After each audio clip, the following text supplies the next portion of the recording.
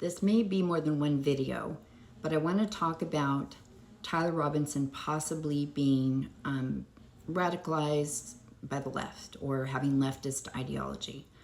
And I want to talk to you about that for a few reasons, and that is because when I look at what's going on with Tyler, I'm looking at it through the eye of a profiler. Now, when I normally profile, I go into that person's life. So I have in-person interactions somewhere, and usually consistently, and maybe with the people around them. So I get a really good feel of their life, and I become their confidant. So I'm not able to do that, right? And I can't confirm a lot of the stuff I'm hearing online. Like, I don't know really where he lived when this happened. Some people said his parents' house. Some people said with his transgender boyfriend, which seems to be true, real, according to New York Times. But then, you know, that's the problem, is that normally when I'm in their life, I'm verifying this myself. I can be there doing that. And when you have something like this happen and the president come out immediately and say it was a leftist, and the governor coming out saying things like this, who's part of the Mormon cult, it's really hard to take it at face value. Now, I have no problem with him being a leftist. I could make a case for that too. I can make a case, 3 different cases right now. But the reason I focused on the right is, or him being alt-right, was because of what was on the casings and Nick Fuentes, and then the beef with Nick Fuentes and Charlie Kirk. And all of that is to say that we don't have all the facts. Like, I'm giving you what I would look at as a profiler, and every day that can evolve, right? So I'm interested in what the truth is, because originally when it happened, I thought, yeah, probably could be someone on the left that was sick of his stuff.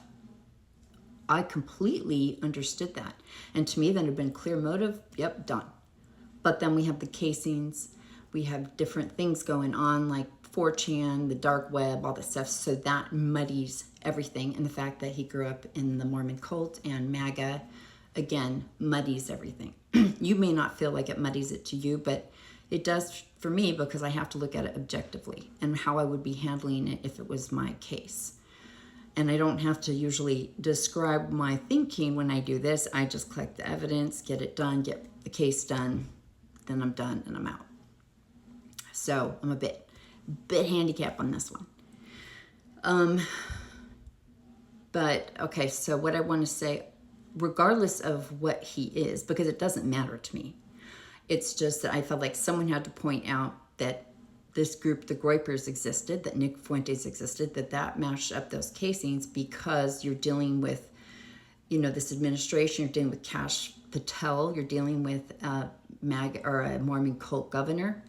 So I think they were going to push this left no matter what, or maybe just go to mentally ill. Like, one of those 2 things. They were never going to let the right be a possibility, even though that's what the shell casings pointed to. So I think the conversation about Nick Fuentes is one of the most important things to come out of it, regardless of what happens with Tyler. Okay? Because people on the right didn't even know about this kid. Like, no one was aware of him, and he is rising to power. And he has a certain gift that I don't even think Charlie had. Because some people, Charlie, you just turned off by Charlie. But Nick has an ability to be very engaging, very interesting. When he isn't being just a foul-mouthed psycho, when he just talks about Gaza and he talks about how he wants health care for people, like, he can sound quite left. Like, that he wants good jobs for people. He wants good health care. He's not Maha. He's very much pro-science, pro-medicine. You know, so it's a confusing world, but he can be very engaging. And then he goes into the way he talks about women and marriage and stuff, and he's terrifying. So he's dangerous. And so if nothing else, the Groyper people and all this needs to be brought to light, and is being brought to light. Like, my video is going on 1 million views, and there's news articles everywhere now pointing to this Groyper group. So baseline, that's a great thing that we have. And then the other thing is, like, I've focused and highlighted quite a bit about trans being over there on the right. And people say, well, that doesn't matter. And I'm like, it doesn't necessarily matter, except it's important because they are going to try and endanger these people, and they already are in danger, right? But when I want the right to see that the alt-right world is full of this stuff, that the gender norms bend when you get far right enough, okay? You know, a prominent Nazi was openly gay. He was Hitler's right-hand man. The far-right leader in Germany now is a lesbian woman with 2 children. Peter Thiel is alt-right, and he has 2 children with a gay man. There's a list. Caitlyn Jenner, big Trump supporter. There's another transgender lady that I want to say even Trump defended. Anyway, she's a Trump supporter. She's trans. I also am trying to highlight the fact that Trump doesn't care about trans people in general, just like he doesn't care about immigration. He doesn't care about any of this. This is a grift. He's a con man for money and power. He doesn't care how he gets it. Because in 2012, he had a contestant that was from Canada that was being kicked out of his Miss Universe pageant because they found out she was trans, and they said, you lied, and they went to kick her out, and he himself stopped that, and he said, no, if her gender identity, however she views that, is legal in her country, if it matches those laws, then she's welcome to do that. And it was in Canada, and so she was allowed to do that. He had no problem with that in 2012, and he had his attorney file that, Michael Cohen, and they got her back in the pageant. And then in 2016 on the Today Show, he was saying North Carolina should not have changed the laws to make it so that you had to match the gender going into the bath, like it had to match your birth certificate, which bathroom you went into, right? And they lost a lot of business for that, and there was a lot of pushback, and Trump's like, they never should have done that. There wasn't a problem. There's never been a problem with trans using the bathrooms they want to. And Matt Lauer said, would you, if Caitlyn Jenner showed up at Trump Tower, would you let her use either bathroom that you want to? And he said, absolutely. So I'm trying to highlight that Trump doesn't care about this. He doesn't have a problem with trans people. He's using this as a weapon just like Hitler did. And same with autism. I'm trying to use transgender and autism, same as Hitler did. It's the same game. And I think it's important to highlight it. Look up those videos. Look up the article about the Miss Universe pageant. Show that to them and explain it to them. Whether they like to hear it or not, the right is breaking apart. You've got a really loud group here. You've got a lot of bots in here that are pushing a narrative. They are trying to flood the zone again, regardless of what Tyler really is.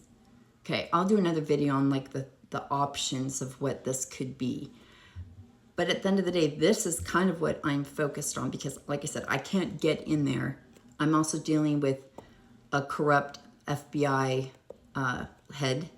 I've got a MAGA or a Mormon cult governor, so I'm a little strapped here. And they're saying, oh, we're out looking at leftist radical groups in Utah. Oh, because there's a ton of them.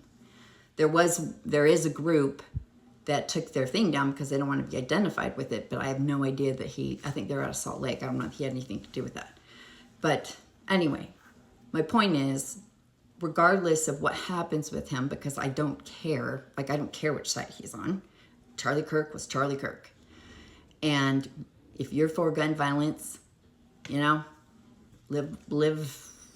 you get what you get. But the right needs to understand about groypers. They need to understand about there's factions in there. They need to understand that Nazis are full of people that are, well, not full, but they very much have people that are trans and that are queer and all stuff. Like I know several that are white alt men that are gay, but they're very homophobic. And it's just a very warped world that the patriarchy has created, religion and patriarchy, but you can have it with just patriarchy and misogyny. So it's a very warped world, and these kids are getting sucked into it. And that's the point, is to look at what's happening to these kids in these online communities, to know that there are factions over there on the right, and that trans people are on both sides, and it doesn't make you a scary leftist, and that Donald Trump doesn't care either way. He's here just to make a buck.